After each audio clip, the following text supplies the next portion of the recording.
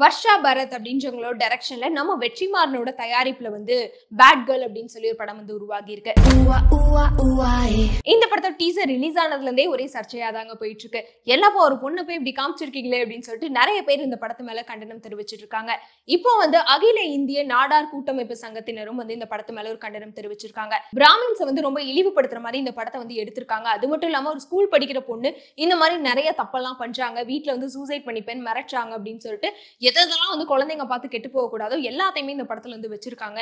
நீ சொன்னதான் செய்யணும், நீ சொன்ன மாதிரி தான் இருக்கணும்னு ஃபோர்ஸ் பண்ண சூசைட் பண்ணிக்குவேன். முக்கியமா ஒரு பிராமின் பொண்ணு அந்த வேர்ட்ஸ் எல்லாமே வந்து யூஸ் பண்ணிருக்காங்க.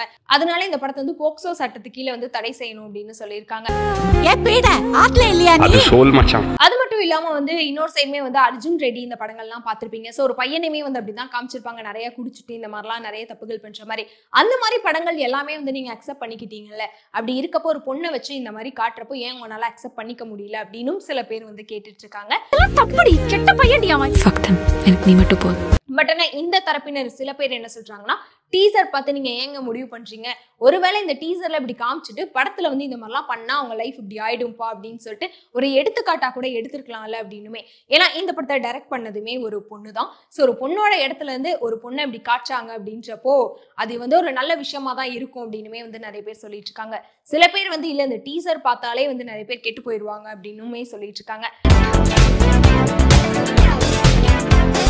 மோஸ்ட்லி வந்து என்னன்னா ஃப்ரீடம் அப்படின்றது வந்து கேர்ள்ஸ்க்கு வந்து ஃப்ரீடம் கொடுங்க அப்படின்னு பேசிட்டு இருப்பாங்க. ஸோ இந்த படத்தை எடுத்ததுக்கு அப்புறம் வெற்றிமாறனமே என்ன சொல்லிட்டாங்கன்னா, ஒருவேளை இதை வந்து ஃப்ரீடம் அப்படின்னு சொல்லி வெற்றிமாறன் எல்லாருமே வந்து கன்வே பண்ண ட்ரை பண்றாங்க போல அப்படின்னு சொல்லிட்டு எல்லாத்துக்கிட்டையுமே வந்து நிறைய கொஸ்டின்ஸா இருக்கட்டும், நிறைய சர்ச்சைகளா இருக்கட்டும், இவங்க மேல எல்லாமே கண்டனம் வந்து போயிட்டே தான் இருக்கு. அது மட்டும் இல்லாம இந்த படத்தை தடை செய்யறதை தாண்டி இப்போ அடுத்ததான் இந்த படத்தை வந்து தயாரிச்ச வெற்றிமாறனா இருக்கட்டும், விஜய் சேதுபதி, ரஞ்சித், இவங்க எல்லாத்தையுமே போக்சோ சட்டத்துக்குள்ள அரெஸ்ட் பண்ணும் அப்படின்னு சொல்லிட்டு இவங்க வந்து ஒரு கோரிக்கை வந்து வச்சிருக்காங்க. ஸோ அது மட்டும் இல்லாம வந்து இதை தொடர்ந்து இன்னும் நிறைய சர்ச்சைகள் இந்த படத்து மேல எழுந்துட்டே தான் இருக்கு. நாங்க போனதுக்கு அப்புறம் உன்னை யாரடி பாத்துப்பா, உன்னை யார் பாத்துக்கிறாங்க? சில பேர் வந்து இல்ல டீசர்ல வந்து அப்படி காமிச்சதே வந்து தப்புதான், இதை பார்த்துமே நிறைய பேர் வந்து கெட்டு போவாங்க அப்படின்னுமே சொல்லியிருக்காங்க.